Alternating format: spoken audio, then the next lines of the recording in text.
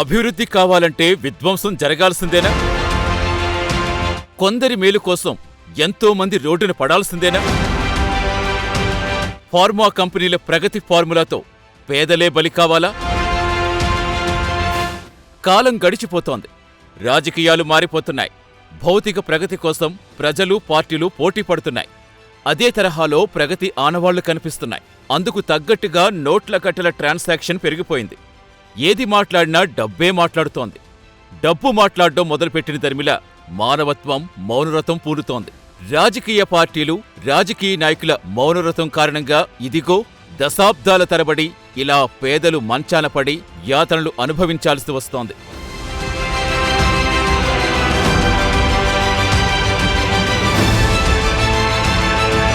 మంచాన పడి మూలుగుతున్న ఈ బాధితులంతా ఏపీ కోస్తా తీరంలో జరుగుతున్న మానవ విధ్వంసానికి సజీవ సాక్ష్యాలు. పరిశ్రమలు వస్తే బాగుపడతాం, పరిశ్రమలు వస్తే ముందు తరాలు బాగుపడతాయి, వేలాది కుటుంబాలకు ఆసరా ఏర్పడుతుంది, యువతరం ఆత్మగౌరవంతో బతికే శుభగడియలు వస్తాయని అంతా అనుకున్నారు. ఉపాధి అవకాశాలు ఏర్పడితే తమ సంతానానికి భరోసా ఏర్పడుతుందని ఎంతో మంది తల్లిదండ్రులు ఎదురుచూశారు. పరిశ్రమలు వచ్చిన కొత్తలో అలాగే భ్రమపడ్డారు. కానీ వచ్చిన పరిశ్రమలు తమ ఎముకల్లో మూలుగను పీల్చి పిప్పి చేస్తున్నాయని, తమ రక్తమాంసాలపై డబ్బున్న మారాజులు భవంతులు నిర్మించుకుంటున్నారని పాపం ఈ బాధితులకు అప్పట్లో తెలీదు. ఆ విధంగా ఆంధ్రప్రదేశ్ తీరంలో విశాఖ, పరవాడ, కాకినాడ, ఉప్పాడ, విజయవాడ వంటి అనేక ప్రాంతాల్లో కంపెనీలు వెలుస్తాయి. ఇక్కడ నెలకొల్పిన కంపెనీల్లో ముఖ్యంగా ఫార్మా పరిశ్రమలే ఎక్కువగుండటం గమనించాల్సిన అంశం.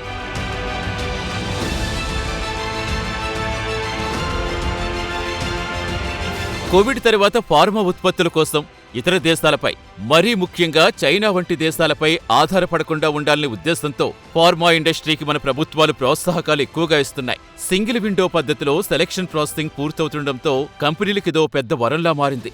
ఏపీలో నక్కపల్లిలో బల్క్ డ్రగ్ పార్క్ కోసం 2000 ఎకరాల భూములు కేటాయించేందుకు, అలాగే 1000 కోట్లతో అభివృద్ధి చేసేందుకు ప్రభుత్వం నిర్ణయించింది. ఇక్కడ 41 రకాల క్రిటికల్ డ్రగ్స్ తయారు చేస్తారని చెబుతున్నారు. ఫలితంగా 54,000 మందికి ఉపాధి లభిస్తుందని ప్రభుత్వ విభాగాలు అంచనా వేస్తున్నాయి. ఇది మానవాభివృద్ధికి ఒకవైపు కనిపిస్తున్న నమూనా అయితే, ఇదే అభివృద్ధికి రెండో వైపు చూస్తే భారీ ఎత్తున మానవ విధ్వంసం కూడా జరుగుతుంది. ఇప్పటికే ఉన్న ఫార్మా కంపెనీలతో వందలాదిగా గ్రామీణ కుటుంబాలు తీవ్రంగా ఇబ్బందులు పడుతున్నాయి. అత్యంత తరచుగా ఏపీలో ఫార్మా కంపెనీలో రియాక్టర్ల పేలుళ్లు, అగ్ని ప్రమాదాలు, 10ల కొద్దీ మరణాలు, 100ల కొద్దీ క్షతగాత్రలు, ఫలితంగా బజారున పడుతున్న కుటుంబాలు. ఇలాంటి దృశ్యాలు ఏపీ అభివృద్ధి నమూనాలో కామన్గా మారిపోయాయి. అయితే అభివృద్ధి కోసం ఆశలు పెట్టుకున్న ఆ పేద ప్రజలే ఇప్పుడు రోడ్డెక్కాల్సిన పరిస్థితి దాపురిస్తోంది.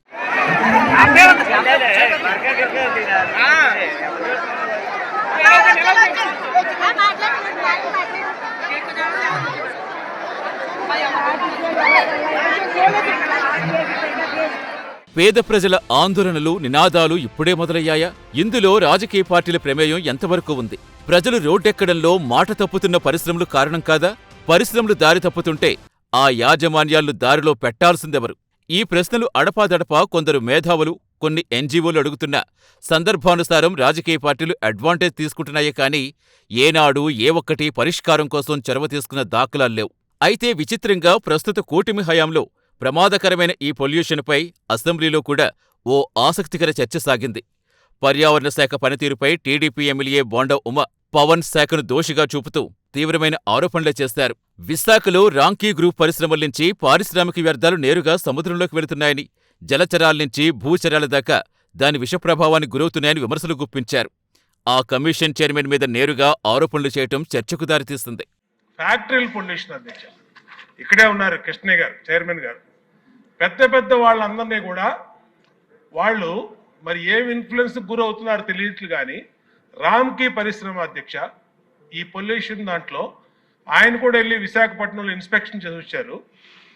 ఆయనే చెప్పారు ఆయన నోటెమట చాలా పొల్యూషన్ని డైరెక్ట్గా సముద్రంలోకి వాళ్ళు ఇండస్ట్రియల్ వ్యర్థాలని, ఈ ఫార్మాస్యూటికల్ వ్యర్థాలని వదిలేశారని చెప్పారు. అలాగే గౌరవ ముఖ్యమంత్రి గారు కూడా దాని మీద స్పష్టమైన ఆదేశాలు ఇచ్చారు, అలాంటి వాటి మీద చర్య తీసుకోండి అని. దాని మీద చర్య తీసుకోరు అధ్యక్ష. ఏంటంటే మరి ఏం కాంట్రాక్ట్స్ ఉన్నాయో, ఏమి ఇన్ఫ్లుయెన్స్ జరుగుతుందో మాకైతే తెలియదు. ఇక తమ కూటమి సర్కారులో ఓ సభ్యుడు లేవనెత్తిన ప్రశ్నకు పవన్ కళ్యాణ్ కూడా మెత్తగానైనా షార్ప్గా రియాక్ట్ అయ్యారు. కాలుష్యం అనేది ప్రపంచవ్యాప్త సమస్య అని, దానిపై ఉన్న ఫలంగా చర్యలు తీసుకుంటే అన్ని ఫ్యాక్టరీలు మూతపడతాయన్నారు. మరోవైపు పొల్యూషన్ కంట్రోల్ బోర్డులో తగినంత స్టాఫ్ కూడా లేరని, రాంకీ విషయంలో తాము ఎలాంటి చర్యలు తీసుకోబోతున్నామో చూచాయిగా తెలిపే ప్రయత్నం చేశారు పవన్ కళ్యాణ్. అలాగే దీంట్లో అవకతవకలు ఉన్నాయా అంటే గౌరవ శాసనసభ్యులు చెప్పినట్టుగా ఫస్ట్ పని చేయాల్సిన ఎవరు అధ్యక్ష? అర్బన్ బాడీస్ పనిచేయాలి, మున్సిపాలిటీస్ పనిచేయాలి. Everything you cannot completely directly correlate with pollution control board. అలాగే వారిది నేను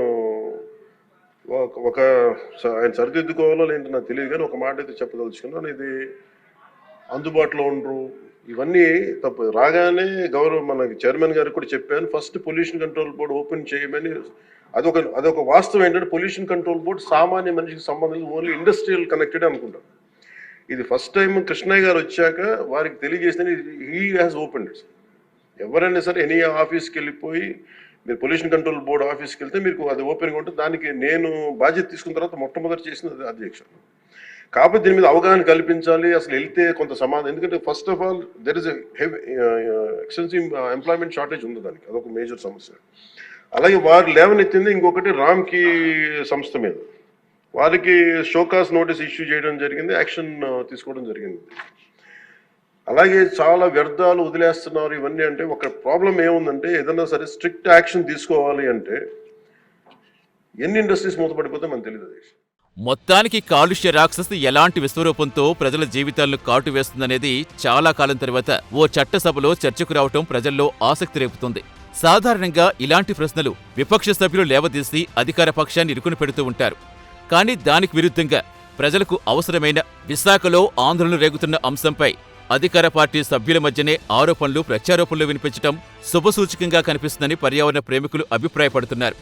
అనేక సందర్భాల్లో తాము అధికారంలోకి వస్తే ఇన్ని పరిశ్రమలు తెస్తాం, అన్ని పరిశ్రమలు తెస్తామని హామీలు గుప్పించే నాయకులు తీరా అధికారంలోకి వచ్చాక పరిశ్రమల నెంబర్లు పెంచేందుకు చూపే శ్రద్ధలో 5% కూడా అవి వెదజల్లే విషవాయువులను అదుపు చేసే విషయంలో చూపటం లేదు. కానీ ఈసారి అసెంబ్లీ సెషన్లో అలాంటి చర్చ సాగిన దర్మిలా ఏపీలో పర్యావరణ సమతుల్యతకు మంచి రోజులు వచ్చినట్టేనా అనే అభిప్రాయం సర్వత్రా వినిపిస్తోంది.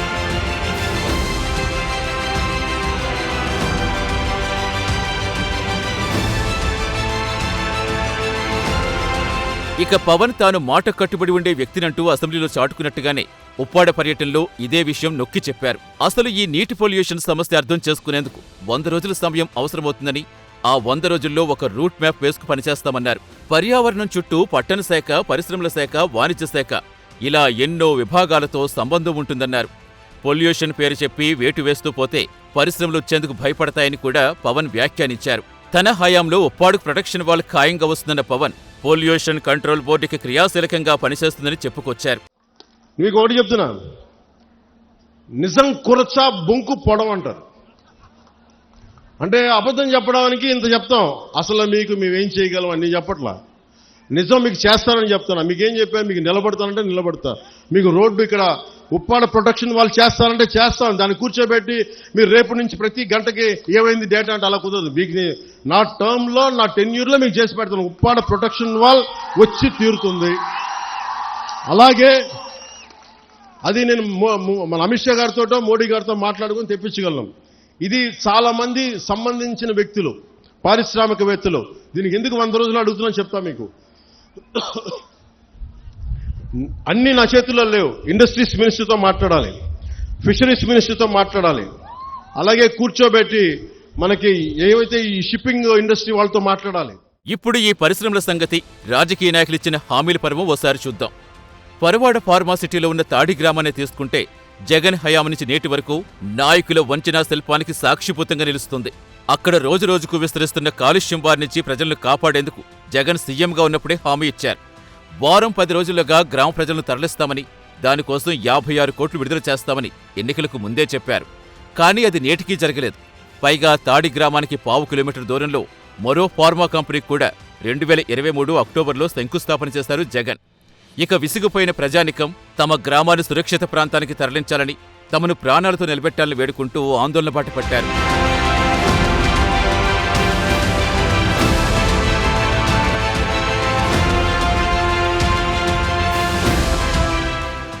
ఉమ్మడి విశాఖ జిల్లాలో పరవాడలో ఫార్మా కంపెనీల కోసం దాదాపుగా 2400 ఎకరాల్లో ఫార్మా సిటీ 2006లో ప్రారంభించారు. దీనికి ఫార్మా డెవలపర్గా రాంకీ వ్యవహరిస్తోంది. ప్రస్తుతం ఈ ఫార్మా సిటీలో దాదాపుగా 100 పరిశ్రమలున్నాయి. ఈ ఫార్మా సిటీ ఆనుకుని ఉన్న గ్రామమే తాడి. తాడి గ్రామ జనాభా 3000 లోపే. ఫార్మా సిటీ ప్రారంభమయ్యాక తాడి గ్రామస్తులు అక్కడి ఫ్యాక్టరీలో ఉద్యోగులుగా చేరారు. కొంతకాలం బాగానే గడిచింది. ఆ తరువాత క్రమంగా గ్రామస్తులు రోగాల బారిన పడ్డం మొదలైంది. దీంతో ఫ్యాక్టరీ నుంచి వస్తున్న కాలుష్యంతో గ్రామంలో అనారోగ్య సమస్యలు వస్తున్నాయని, అందుకని తమను అక్కడి నుంచి తరలించాలని పోరాటాలు చేస్తున్నారు. మరోవైపు రోగాలతో చాలా మంది మంచాలకే పరిమితం అవటం కూడా మొదలైంది. ఇలా నిలబడలేకపోతున్నాం. మాపులు అయితే ఇలాగ నిద్ర పట్టలేదు. చాలా ఒక బాబులలో పడిపోయి ఉన్నాం తండ్రి.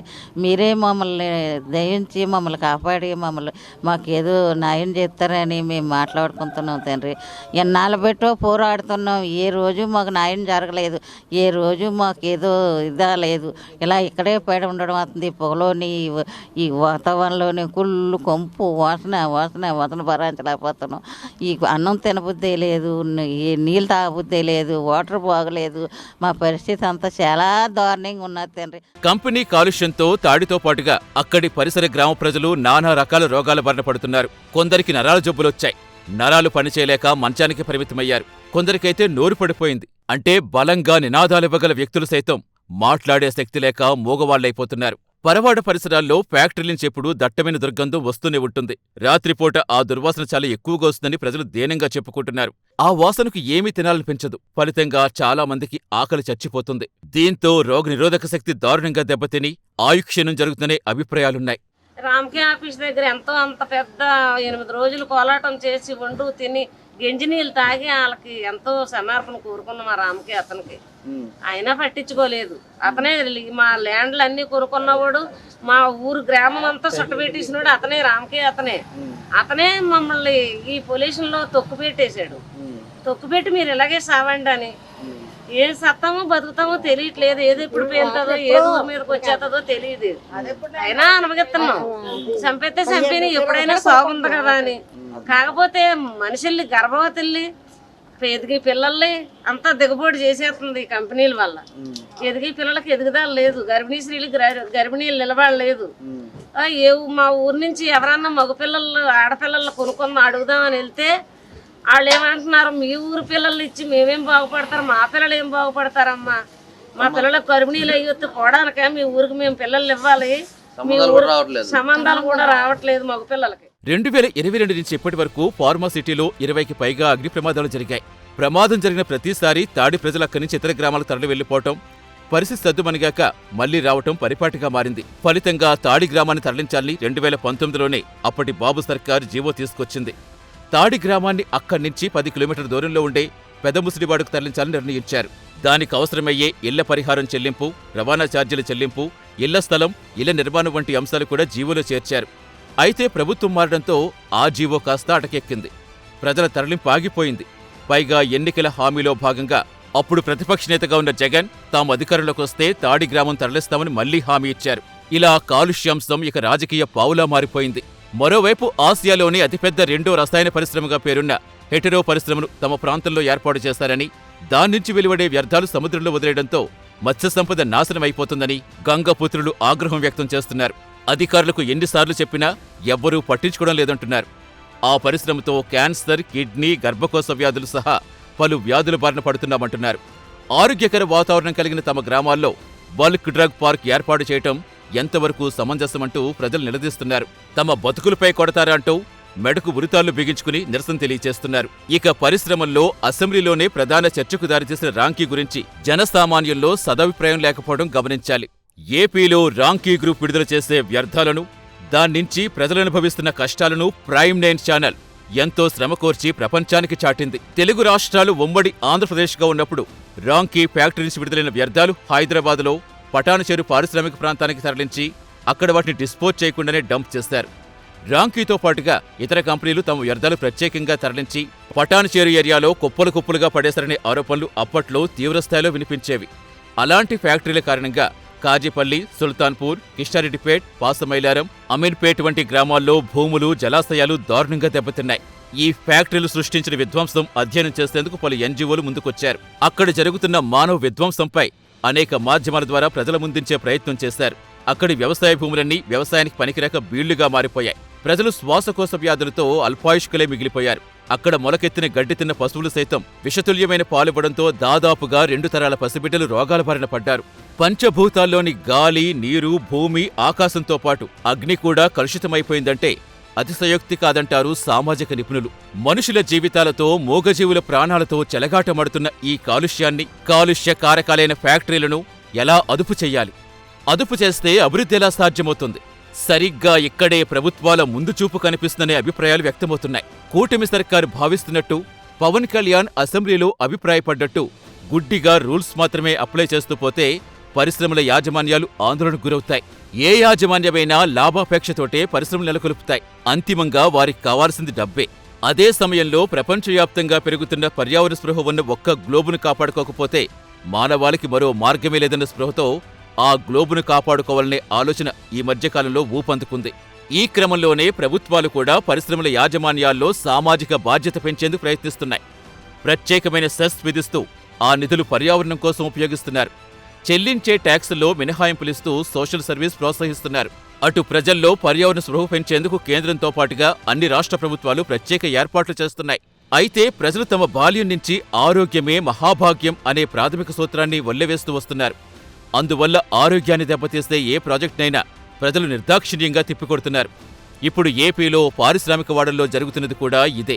పరిశ్రమలతో కాలుష్యం వెలువడక తప్పదు అన్నప్పుడు ఆ వ్యర్థాలు శుద్ధి చేయటంలో రాజీ పడని, అందుకు తగ్గ సామర్థ్యం ఉన్న యాజమాన్యాలకు మాత్రమే పరిశ్రమల స్థాపనకు ప్రోత్సహించాలని కామన్ మ్యాన్ కోరుకుంటున్నాడు. అంతేకాదు, రాష్ట్ర మంత్రిగా, పిఠాపురం ఎమ్మెల్యేగా డిప్యూటీ సీఎం పవన్ కళ్యాణ్ 100 రోజుల్లో సమస్య పరిష్కరిస్తానని బహిరంగంగా, ధైర్యంగా ఎలా ప్రజల ముందుకొచ్చి చెప్పారో అదే పద్ధతిలో కాలుష్యం జరుగుతున్న ప్రాంతాల ఎమ్మెల్యేలు కూడా అంతే ధైర్యంగా ఎందుకు చెప్పలేకపోతున్నారు? వారు కూడా పవన్ లాగే పబ్లిక్ మీటింగ్ పెట్టి కన్న తల్లిని మించిన పర్యావరణాన్ని కాపాడతామని ప్రతిజ్ఞ చేయాలనే డిమాండ్స్ బలంగా వినిపిస్తున్నాయి.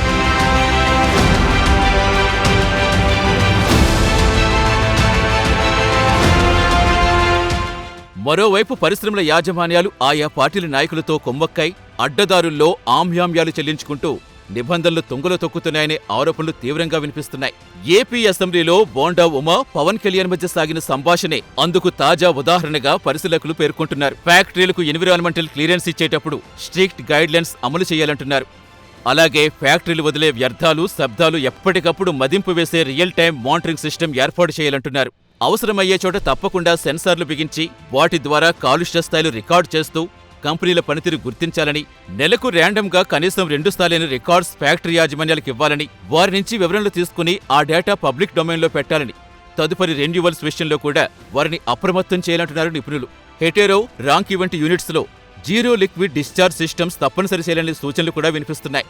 ఇబ్రహీంపట్నంలో ఉన్న థర్మల్ ప్లాంట్ వంటి వాటిలో ఫ్లై యాష్ డంపింగ్ నిలిపేసి 100% రీసైక్లింగ్ ప్రోత్సహించాలని, యాష్ పాండ్లకు లైనర్స్, డస్ట్ సపరేషన్ సిస్టమ్స్ ఏర్పాటు చేయాలంటున్నారు. మరి ఇలాంటి నిర్మాణాత్మక పనులు ఒక్కరోజులో పూర్తవుతాయా? అలాగే ఒక్కరోజుల్లో అమల్లోకొస్తాయా? ఇది జరగాలంటే పాలకులతో పాటుగా పరిశ్రమల యాజమాన్యాలకు కూడా చిత్తశుద్ధి తప్పనిసరి. చిత్తశుద్ధి ప్రశ్నార్థకంగా మారినప్పుడు నిబంధనలే ఖచ్చితంగా అమలు చేయాలి. పర్యావరణ నియమాలు పాటించే పరిశ్రమల యాజమాన్యాలు ప్రోత్సహించడంతో పాటు ఆయా కంపెనీలతో నాయకుల వ్యక్తిగత ఆలోచనకి పాల్పడకూడదు. అలాంటి శాఖల బాధ్యులపై పాలక ప్రభువులు కూడా నిర్దాక్షిణ్యంగా వేటు వేయాలి. అలా వేటుకు గురైన కంపెనీలు మళ్లీ తమ ఆపరేషన్స్ మొదలుపెట్టాలంటే మరిన్ని ఖచ్చితమైన నిబంధనలు పాటించాలనే అభిప్రాయాలు కూడా బలంగా వినిపిస్తున్నాయి. అధికారం కోల్పోతే ప్రజలను ఆకట్టుకునే హామీలివ్వటం, అధికారంలోకి రాగానే వాటిని గాలి కుదిరేయటం, మళ్లీ ప్రజలు కర్రు కాల్చి వాత పెట్టాక కానీ పాత హామీలు గుర్తుకు రాకపోవటం వంటి అంశాలన్నీ ఫక్తు రాజకీయ డ్రామాలుగా మారిపోయాయి. ఈ రాజకీయ డ్రామాలకు అతీతంగా ఇప్పుడున్న కూటమి సర్కారైనా వ్యవహరిస్తుందా అన్న వ్యాఖ్యలు సర్వత్రా వినిపిస్తున్నాయి. కనీసం ఆ దిశగా ఏపీ అసెంబ్లీలో ఓ చర్చంటూ జరగటం ఆశాజనకంగా మారింది. మరి ఈ ఫీలింగ్ కూటమి నాయకులు బలపరుస్తారా? వేచి చూద్దాం.